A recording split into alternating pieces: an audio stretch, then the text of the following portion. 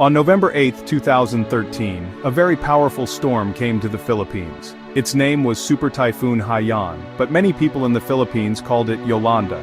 This was not just a regular storm, it was one of the strongest tropical cyclones ever recorded. Imagine winds blowing faster than race cars and waves as tall as buildings crashing onto the land. This massive storm brought incredible destruction, especially to cities like Tacloban. It changed the lives of millions of people in an instant, leaving behind a trail of devastation that was difficult to comprehend. The world watched as this powerful force of nature unfolded. News of the typhoon spread across the globe very quickly. Reporters and camera crews from all over the world rushed to the Philippines to show everyone what was happening. They wanted to capture the story of the storm and the people it affected. Their job was to inform the public, to share the urgent need for help, and to document this significant historical event. Through television screens, newspapers, and websites, images and stories from the disaster areas started to appear. They showed the strength of the storm and the immense challenge faced by the Filipino people. This immediate coverage was crucial for getting the word out. The initial reports were filled with shocking scenes. They showed entire towns flattened, with buildings turned into piles of wood and metal. They showed streets flooded with murky water, making it impossible to tell where the roads once were. The cameras captured the raw power of nature and the immediate aftermath of its fury. These images were powerful and necessary. They helped people far away understand the scale of the disaster. This understanding was the first step in mobilizing international aid, from food and water to medical supplies and rescue teams. The world needed to see what happened to know how to help. However, the coverage also focused heavily on the human tragedy. We saw pictures of people who had lost everything. They were crying, searching for their loved ones, or simply sitting in shock amidst the rubble of their homes. These stories were incredibly sad and very personal. They gave a human face to the natural disaster, reminding viewers that behind the statistics of wind speeds and storm surges were real individuals with real lives that had been turned upside down. The reporters told their stories to the world, hoping to create empathy and inspire action from those watching safely from their own homes. As the news coverage continued, some people started to notice a change. The reporting seemed to focus more and more on the most shocking and heartbreaking images. This is where we can talk about an idea called disaster porn. It's a strong term, but it describes a specific type of media coverage. It happens when news reports show suffering in a way that is meant to be sensational or entertaining, like a movie.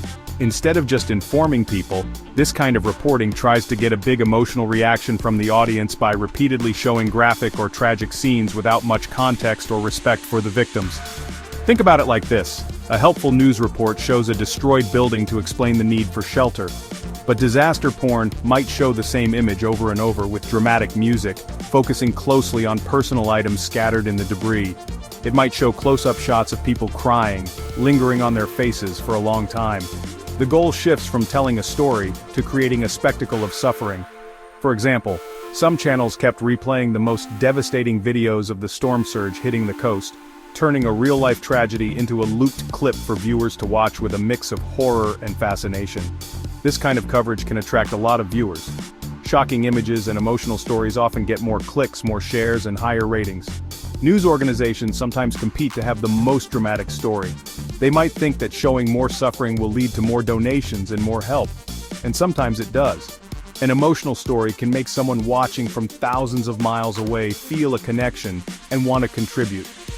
The problem is when this becomes the only goal, and the dignity of the people in the story is forgotten in the process. But this approach can be very harmful. It turns real people and their real pain into a product to be consumed by an audience.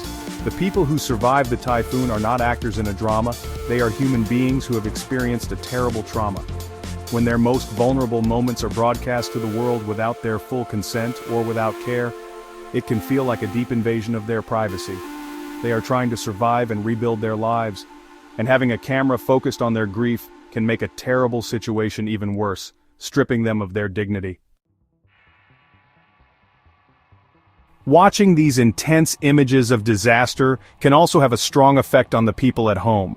When you see endless pictures of destruction and sadness on the news, it can be very upsetting. For young viewers especially, it can be scary and confusing. Seeing so much pain can make you feel anxious, helpless, or even numb after a while. Your brain can become overwhelmed by all the negativity.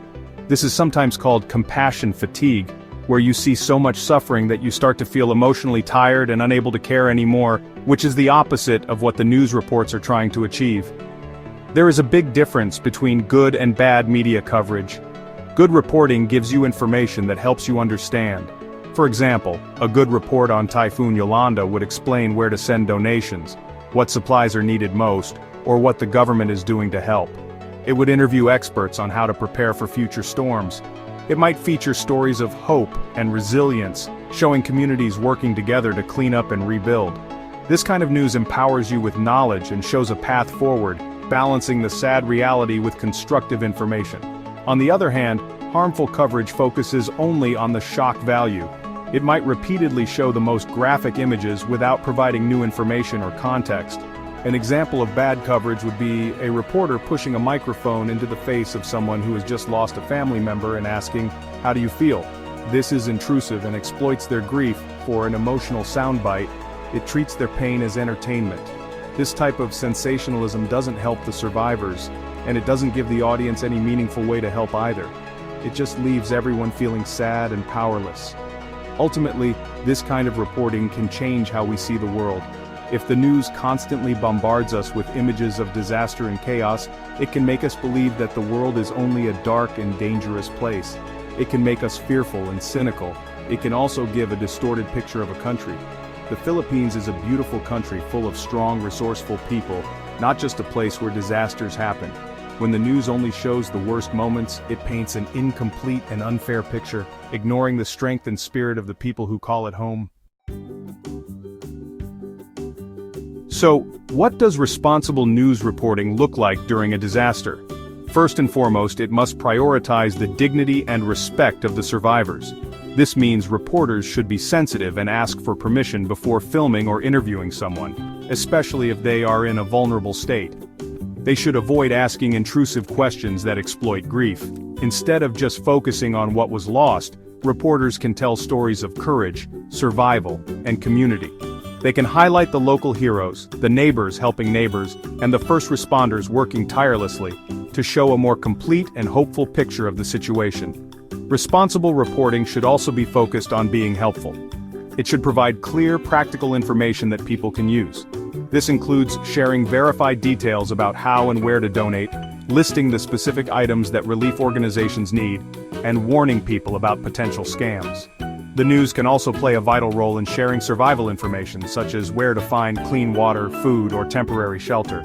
By focusing on solutions and actions, the media can transform viewers from passive spectators into active helpers, channeling their empathy into something constructive and genuinely useful for the people affected by the disaster. Furthermore, journalists have a responsibility to provide context. A disaster like Typhoon Yolanda is not just a random event. It is connected to bigger issues like climate change, poverty, and government preparedness. Responsible reporting should explore these connections. It can explain why some areas were more vulnerable than others, and discuss what can be done to reduce risks in the future. By educating the public on these larger issues, the media can help create a more informed conversation that can lead to long-term changes and better protection for communities against future storms, moving beyond the immediate tragedy. In the end, the media has immense power. It can shape public perception and inspire global action. In the case of Typhoon Yolanda, news coverage brought essential international aid that saved lives. However, this power comes with great responsibility. The goal should not be to get the most shocking picture, but to tell the most complete and humane story. By focusing on dignity, providing helpful information, and explaining the broader context, the news media can be a powerful force for good. It can help communities not only survive a disaster but also rebuild stronger and more resilient than before.